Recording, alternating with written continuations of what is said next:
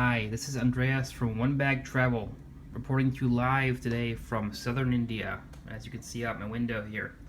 So I'm coming to you live from a Hilton Garden Inn in southern India, and I want to feature today something that I always take with me on trips, and that is a travel router. Now this particular travel router is a little Edimax unit. This thing is about the size of a little USB flash drive.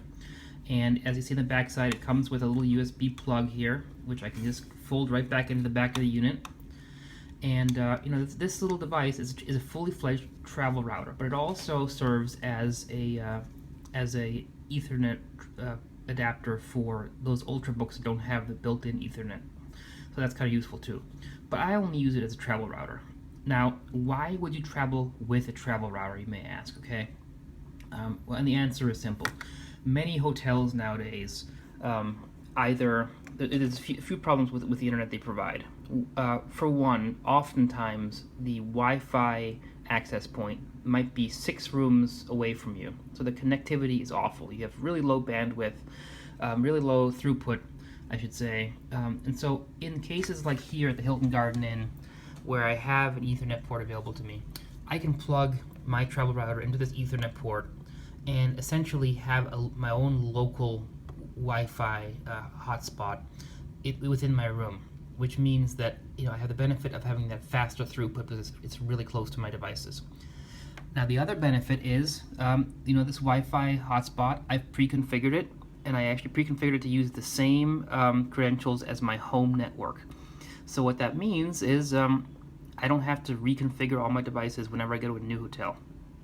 Now the third benefit of having a Wi-Fi router with me is most hotels are stingy with how many devices you can connect to their free access, if they have free, or even the places that have paid access oftentimes will limit you to 2 or 3 devices maximum.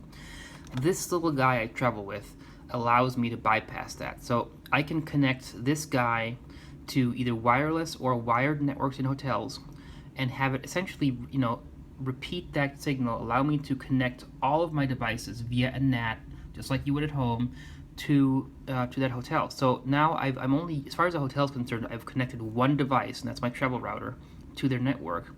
But hanging off of this, I can have all the devices I have with me. Now that might be an Apple Watch, an iPhone, it might be, I might have an iPad or a PC, all sorts of devices I might have with me. In this case, I have the travel router with me. And I use it for the reasons that I've mentioned. I often also travel with this Ethernet port, but I'm thinking of leaving that behind in the future, or this Ethernet cable, because I'm thinking of leaving it behind because, quite frankly, more and more hotels don't have Ethernet ports in the room, and those that do usually provide a cable, like the Hilton Garden Inn here. Now, the other reason I travel with this router is to enable this guy, my Chromecast. So this Chromecast, I take this with me on occasion, not always, and I'll get into this in another video about why I take this guy along, but this little guy cannot bypass hotel captive portals. However, if I hook it up to my travel router and I bypass the captive portal on another device hooked up to the same travel router, then all the devices hooked to that travel router have bypassed the captive portal, thus allowing my Chromecast to work in a hotel, which is fantastic. Now, I'm going to mention this in a separate video and detail this in more detail. There's a lot of ins and outs to hooking up your Chromecast, or even something like this, the Apple HDMI dongle here for iPhones and iPads. There are lots of ins and outs to hooking this up to hotel TVs. I'm going to have a separate video about that in the future, detailing all the tricks that you need to know to bypass those hotel TV blockouts, so that you can hook this up to your hotel TV and enjoy Netflix, Amazon Prime, HBO Go, whatever you want to. You can enjoy all that in a hotel while you're traveling with very, very minimal things you can take with you. In reality, for most domestic trips, all I take with me nowadays is just this little adapter guy.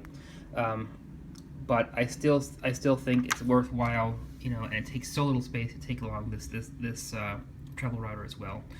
Now there are many different brands. Edimax is just one of many. This thing was about $18 on Amazon, I believe, but there are literally hundreds of brands of travel routers. This is just one of many. Alright, so thanks for tuning in, and look forward to seeing other videos on travel tips and especially one bag and ultralight traveling. Thank you.